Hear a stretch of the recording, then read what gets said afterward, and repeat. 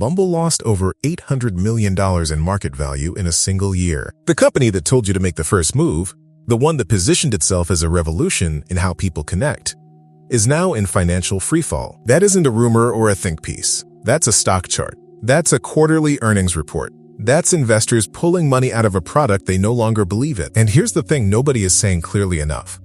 That financial collapse tells us something very specific about your experience on that app. Not something vague about dating culture. Something precise, structural, and documented. If you have spent any real amount of time on the apps, if you know what it feels like to invest genuine hope into a system and come out the other side with less energy than you started with, this video is specifically for you, because the numbers just confirmed what you already suspected. And by the end of this, you are going to understand exactly why the apps couldn't give you what you actually came looking for, and why that failure belongs to the product, not to you. So what actually happened? Let's start with what actually happened. Bumble went public in 2021 at a valuation of around $8 billion. By 2024, that number had collapsed by more than 80%. The stock lost roughly 2/3 of its value in under 3 years. In the same period, Match Group, the parent company of Tinder, Hinge, and OkCupid, saw its own stock fall more than 70% from its peak. These are not small corrections. These are not the normal fluctuations of a volatile market. This is the investment world collectively deciding that the business of connecting people romantically is a business in structural decline. And here's the number that matters most. Both companies are reporting drops in paying subscribers. Not just people using the apps less, people deciding they are no longer worth paying for. Now, you could hear all of this and think, companies lose money all the time. What does this have to do with me? And that would be the wrong question. The right question is this. When these companies were making money, when Bumble was worth $8 billion and Tinder was processing millions of swipes a day, what exactly were they selling? Because the answer to that question is not what most people assume. The answer is not love. The answer is not even connection. The answer is something much more specific. And understanding it will reframe everything you thought you knew about why the apps felt the way they felt. Research on digital platform economics is consistent on this. The metric that drives valuation in attention-based businesses is not successful outcomes for users. It is time spent in the product, sessions, opens, minutes per day. The dating app user who finds a relationship and deletes the app is, from a business model perspective, a churned subscriber. The dating app user who swipes for 2 years without finding anything is, from a business model perspective, a retained customer. Anyone who's been there knows what that feels like in the body, even if they never had the language for it before. And that brings us to what the apps were actually built for. Dating apps were not built by people who were primarily trying to help you find a partner. They were built by engineers and product designers who were primarily trying to solve an engagement problem. How do you get someone to open the app today? How do you get them to come back tomorrow? How do you design the interface so that the dopamine hit of a new match is just strong enough to keep them swiping, but not so immediately satisfying that they stop? The variable reward mechanism at the center of swipe-based design was not an accident. It was a deliberate borrowing from behavioral psychology, the same mechanism that makes slot machines difficult to walk away from, not as a conspiracy, as a design choice made by people optimizing for retention. The thing nobody says out loud is this. A product optimized for retention and a product optimized for successful outcomes are in direct tension with each other. If the app successfully connects you with someone and you leave, the retention metric drops. If the app keeps you engaged but slightly unsatisfied, the retention metric holds. The business did not need you to find love. The business needed you to keep trying. And here's where it connects to your specific experience. The hypervigilance you felt waiting for messages. The exhausting mental math of who responded and who didn't. The way the whole thing started to feel like a job, with no clear performance review and no promotion in sight. That wasn't you using the product wrong. That was the product working exactly as designed. The promise was, find love. The product was, stay engaged with the possibility of love. Those two things sound identical. They are not identical. And the gap between them is where years of your energy went. Which brings us to what that gap actually produced. Bumble's original marketing was genuinely compelling. Women make the first move. No more unsolicited messages. A safer, more intentional way to connect. And for a moment, For many people, it felt like something real, like the technology had finally caught up with what people actually needed. The stock price reflected that belief. $8 billion worth of investors agreeing, this time, the product will do what it says. The freefall in that stock price is not just a financial story. It is the market's verdict on a gap that users had been experiencing in private for years. Here is what the financial collapse is actually measuring. Not that people stopped wanting love.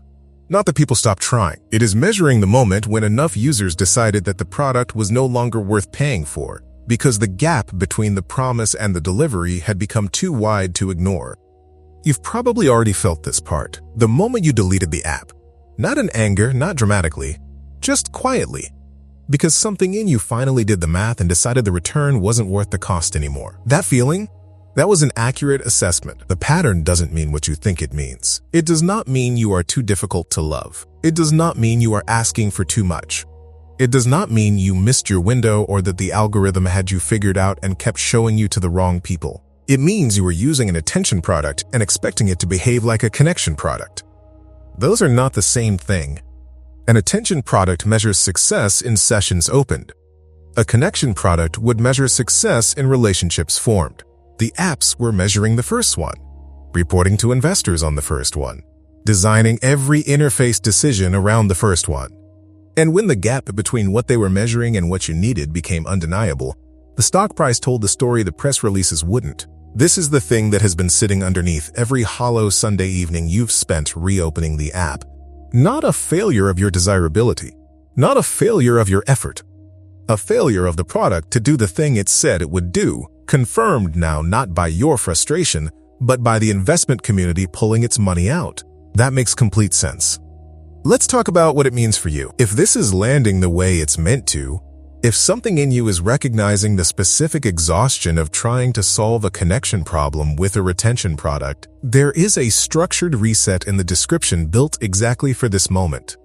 It is called the Swipe Detox, 7 days.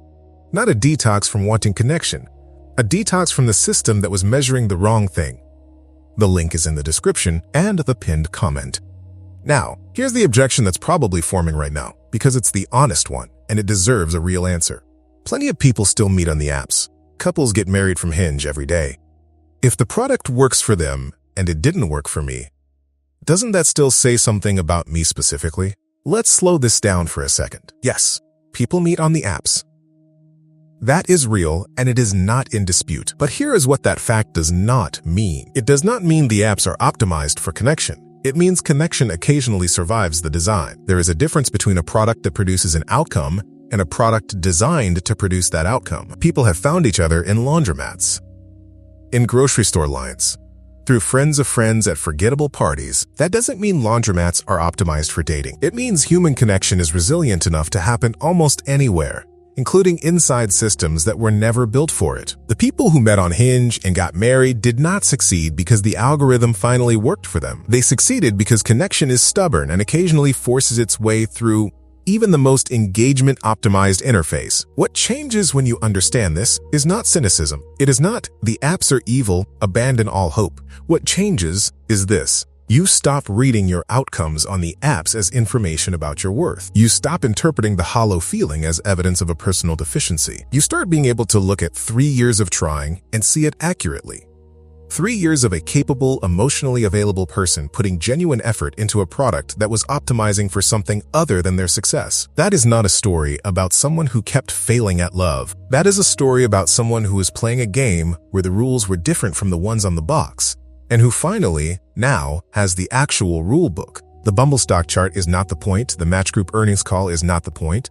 The point is that the financial collapse of the attention dating complex is the external confirmation of an internal truth you have been carrying for longer than you should have had to. The system was broken. The data says so now. Your exhaustion said so first. The video in the description takes what this opened and gives it somewhere specific to go. 7 structured days for moving from swipe exhausted to clear about what you actually want from connection. Link is in the description and the pinned comment. What was the moment you first felt the gap between what the apps promised and what they actually gave you? And here's where we land. You came into this video carrying something. Most people who click on a title like this one are not really looking for financial analysis.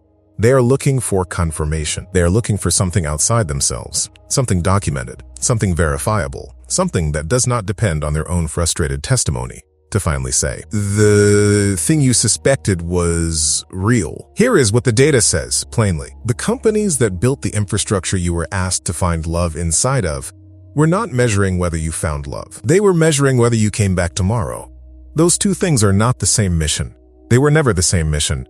And the gap between them is not a gap you could have closed by optimizing your profile or softening your approach or trying a different app or giving it one more month. The gap was structural. It was in the product. It was in the boardroom decisions that got made before you ever downloaded anything. The story you may have been telling yourself, the one that goes, I am the common variable. Something about the way I show up keeps producing this result. That story has always had a missing piece. The missing piece is this.